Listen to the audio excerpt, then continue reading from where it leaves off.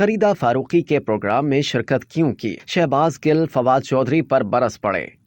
سابق وفاقی وزیر فواد چودھری کے اینکر خریدا فاروقی کے پروگرام میں شرکت کرنے پر ان کے پرانے ساتھی اور پی ٹی آئی رہنما شہباز گل آگ بگولا ہو گئے۔ فواد چودھری نے انہیں جواب دیتے ہوئے شو میں اپنی شرکت کا دفاع کیا۔ فواد چودھری نے کچھ روز قبل مائکرو بلاگنگ پلیٹ فارم ایکس پر خریدا فاروقی کے شو کا ایک کلپ شیئر کیا جس میں وہ اینکر کے ساتھ گفتگو کر رہے تھے۔ جیسے ہی یہ پوسٹ شہباز گل کی نظر سے گزری تو انہیں فواد چودھری کا خریدا کے پروگرام میں جانا ایک آنکھ نہ بھایا اور انہوں نے خاتون اینکر کو صحافی نما ٹاؤٹ قرار دیا۔ شہباز گل نے فواد چودھری کو مخاطب کرتے ہوئے کہا کہ چودھری صاحب ایسے گھٹیا صحافی نما ٹاؤٹ کے پروگرام پر جا کر اپنے نام کا نقصان کریں گے۔ پی ٹی آئی رہنما شہباز گل نے خریدا فاروقی کے لیے کہا کہ انہوں نے صحافت نہیں خطرناک ٹاؤٹ گیری کی ہے۔ ان کے شو میں جانا اس پوری موومنٹ کی توہین ہے، جس پر فواد چودھری نے ایکس پر ایک جوابی پوسٹ میں لکھا کہ صحافی اور سیاستدان مستقل حقیقتیں ہیں، باقی لوگ آتے جاتے رہتے ہیں۔ اپنے نقطہ نظر کے خلاف بات کرنے والوں کو بھی سپیس دینی ہوتی ہے۔ جمہوریت اسی اصول پر کھڑی ہے۔ فواد چودھری نے شہباز گل کو مخاطب کرتے ہوئے مزید لکھا کہ انشاءاللہ آپ واپس آئیں گے تو یہ سارے ناقدین اس وقت آپ کے ساتھ ہوں گے۔ وقت بدلتے کون سی دیر لگتی ہے۔